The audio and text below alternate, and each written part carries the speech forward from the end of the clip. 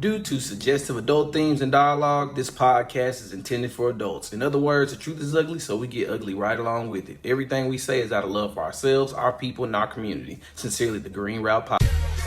And stop the damn dancing! Act like you got some goddamn sense, people!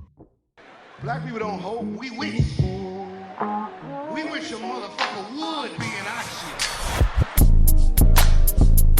As far as I'm concerned, they could burn this bitch to the ground. And it still wouldn't be enough. And they are lucky that what black people are looking for is equality and not revenge.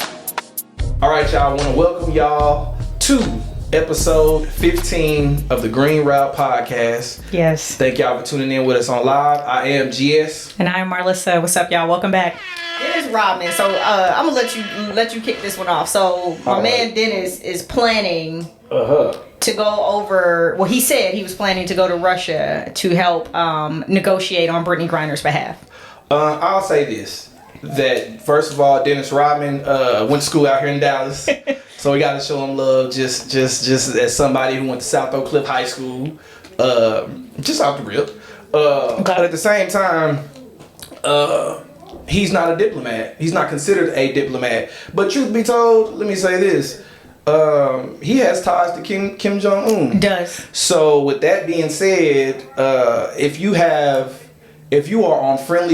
can be on friendly terms with a quote unquote with the dictator, with that one specifically, maybe that is your gift. I kid you not. When I saw it, because usually I would be against like a regular citizen, right?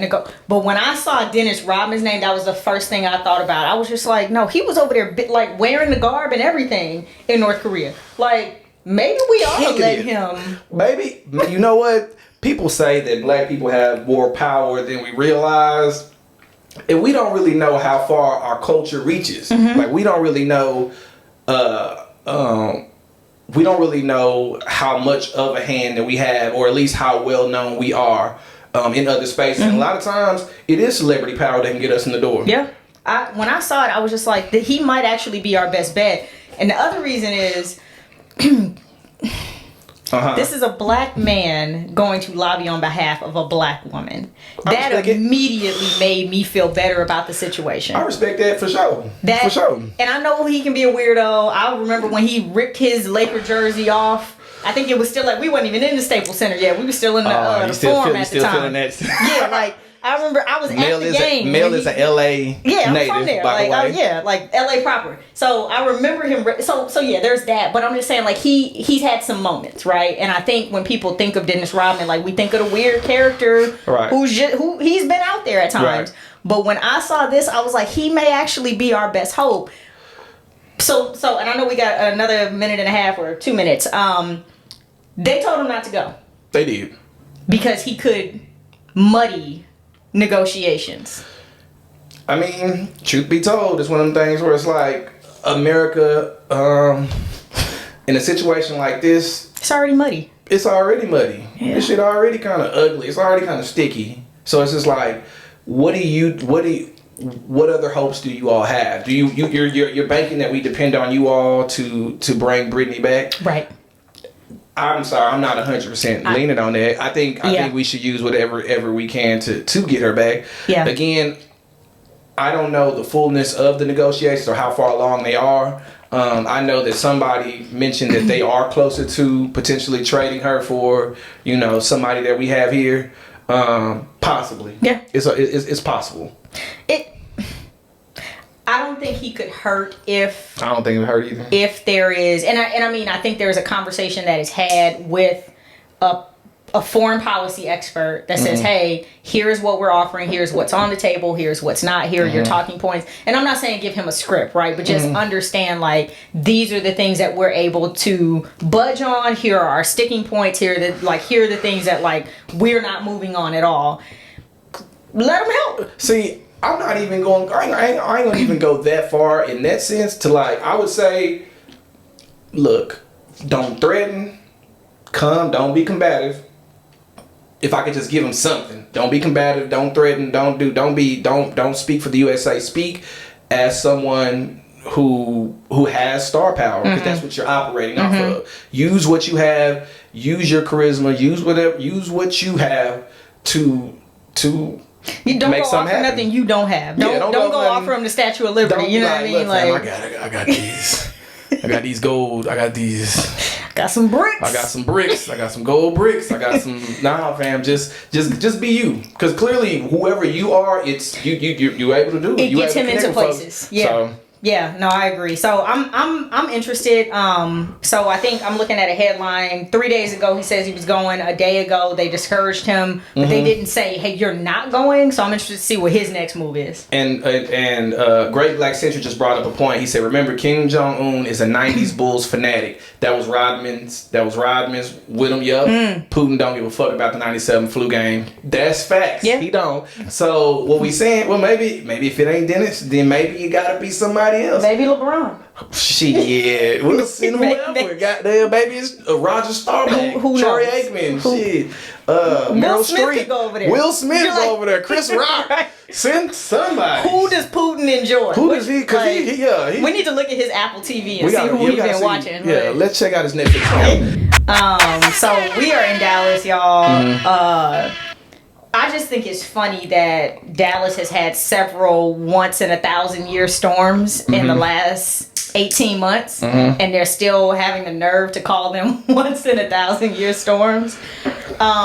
So for those of you who are not in Dallas, let me say that I'm from LA. I remember El Nino in the 90s. What I saw on Monday was very similar to what I remember from El Nino. Like, that shit was scary.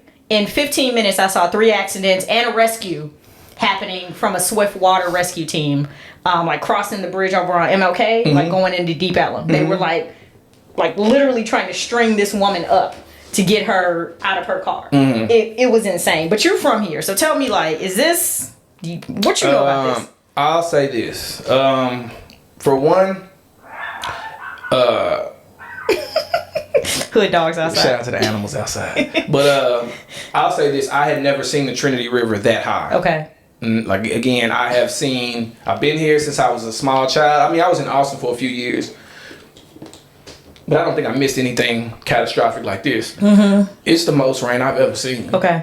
I've never seen so many parts of Dallas underwater. Wow. Like that. So, I don't know. I'm not sure what they plan to do. I don't know what their plans are, and as far as, like, is this a sign to them? Is this something that they plan on acting on? Is this good enough? Like, my question just from this is, what is it going to take? I'm gonna put a point right there. What is it going to take for them to realize that change has to happen?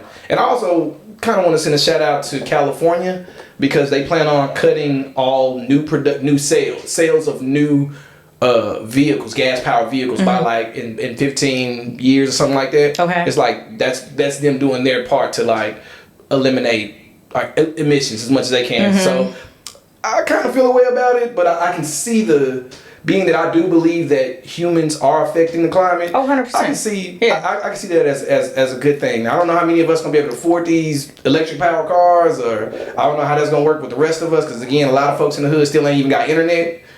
So, yeah. The digital divide, yeah. Yeah. So when I hear that, and I don't know California was doing that, but you know, when these scientists, right, that are getting arrested in DC for protesting, they are saying, like, yo, we're on the brink. In 10 years, there won't be no turning back.